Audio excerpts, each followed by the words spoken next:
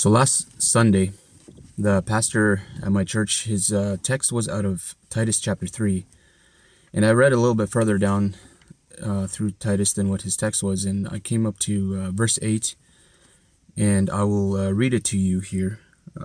Titus chapter 3, verse 8, it says, "This is a faithful saying, and these things I will that thou affirm constantly, that they which have believed in God might be careful to maintain good works. These things are good and profitable unto men." So what I get out of the verse is that speaking, teaching the gospel, preaching the gospel is something that God wants us to keep on doing constantly, and that even though we already know the gospel, and maybe most people that we talk to already know the gospel, but there may be someone off to the side kind of just overhearing your conversation that hasn't yet heard the gospel, and then he or she will get curious and want to learn more. I listened to Pastor Jesse Martinez from Bible Line Ministries. I'll put a link in the either comments or description to his YouTube channel. But he always says that there are people he emphasizes the gospel. Pretty much every episode I listen to or watch on YouTube, he ends it by demonstrating the gospel, sharing the gospel. And so, he says some people sometimes they're like, why do you continue to speak it? But this verse here clearly says, I'll read it again.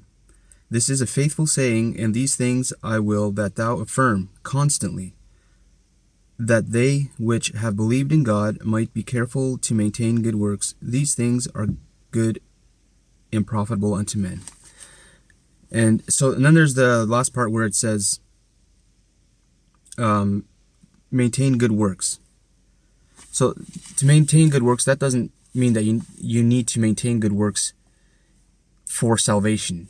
That is just, if you're doing works, unbelievers can see what you're doing, and they will, again, be curious and probably follow your lead, ask questions about the gospel.